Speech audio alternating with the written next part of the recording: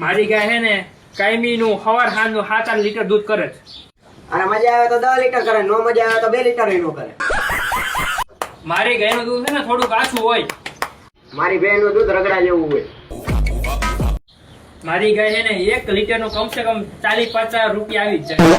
મારી ભેણ ના દૂધ ના 1 લીટર ના 70 થી 80 રૂપિયા આવે.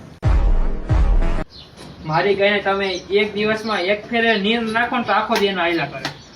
અને આખો દી મકાઈ નાખી રાખો તો આ નો ધરે.